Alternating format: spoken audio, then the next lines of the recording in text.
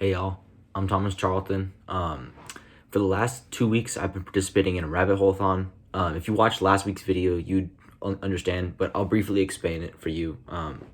So pretty much, it's a sprint to become an expert in a specific topic.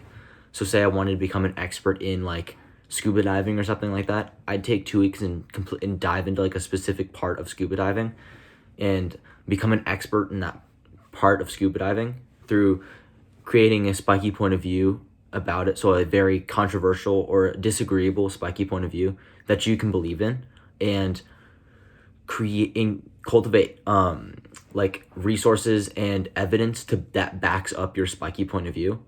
You have to have a lot of information, of course, to be an expert. But this is like the fast track way. You take a lot of information, you digest your information, and you put it into a set of notes, and you'll create a presentation to really demonstrate that you've become an expert and you know what you're talking about. Of course, you'll put your spiky point of view in there, and then you'll base an argument around your spiky point of view and your evidence to prove that you're an expert and to prove that your spiky point of view is true. To make sure to influence your audience's opinion about the certain topic you chose to become an expert in. So now that you know what a rabbit hole-thon is, I'm doing a rabbit hole-thon, and what I did this week is kind of what I explained, but it was more on the presentation side. I prepared a lot of my research and my study in the first week, so that was my last video, I explained that. But in this week, I mostly prepared my presentation, but also did summarizing my research papers, and I put that into a page of notes so I could use a notes page to clearly reference what I'm looking for in the facts I can put into my presentation. I designed a presentation on Canva, and then I actually presented my presentation and recorded it. It's on my YouTube channel. If you want to go see the presentation, it's on my YouTube channel. So what I chose to do for my spiky point of view in my topic is related to golf. I'm a golfer. You should know that I'm a golfer. It's everything that I do on my channel is related to golf. So I'm trying to solve back pain and joint pain in golf. So my spiky point of view that I came up with was golf. The modern golf swing is a recipe for disaster.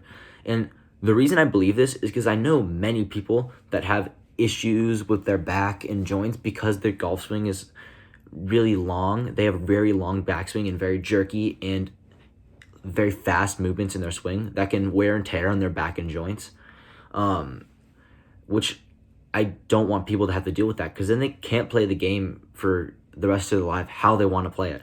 They won't be able to hit the ball as accurately or as powerfully, and they'll have stress and they'll have pain in their back after every shot, and that's just not how you want to live. You don't want to play the game if you're in pain whenever you play the game you love. So I did research to find ways that I could shorten the backswing and keep your back in a neutral position or a less tense position to relieve stress off the back. So why is this is important, of course, to be able to play the game. So I'm an expert in this now because I've done hours of research and I've done summarizing. I've put in everything into notes. You can have a conversation, argue with me, and I will win.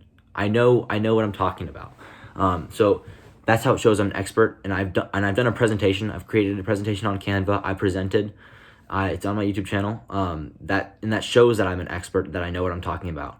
The proof that I have for the backswing, why a shorter backswing is better than a long backswing in your back health and joint health, and a slower, maybe less aggressive backswing and in downswing can help your joint health and longevity in your body, is a study by the Asian Journal of Sports Medicine. They did a biometric analysis into a longer backswing and a shorter backswing, and they compared the findings of clubhead speed and the torque on your back.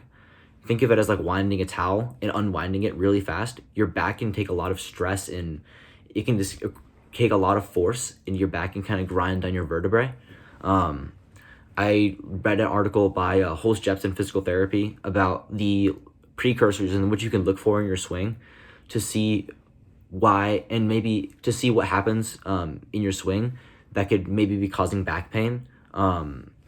one of the biggest things I saw there was an S posture. It's where your back is concave and your butt sticking out. So you have like a concave like posture in your lower back. So whenever you turn, then you have like exaggerated spinal rotation where your back is pointed towards a target. And this really happens from S posture because your back's already in an uncomfortable position. So you have to turn your back more to try to get out of it, and you raise your back up too. So you put a lot of pressure and torque on your back. And then you'll swing through in this weird position where you'll whip your back and you'll push your back away into another weird position that can put a lot of whiplash on your spine, and it will wear and tear in your back if you over time if you keep going and keep swinging the club at the same bad habits that you use. It'll really start hurting and having an impact on your back. Another piece of evidence I have is a video by actually a TPI certified coach. He works for a TPI, Titleist Performance Institute. They're a coaching institute that teaches amateur and professional golfers and helps them with their biometrical analysis and helps them learn their golf swing and create a golf swing that's effective and safe for them. He did a video explaining all the precursors and how to change your swing to make it safe for your back and make it so you can keep power in your swing and accuracy so you don't lose it in a shorter backswing. I really thought that was a very in-depth video. I'll link it in the description. I'll link all the resources I show in the description of the video, so you can go check them out if you want.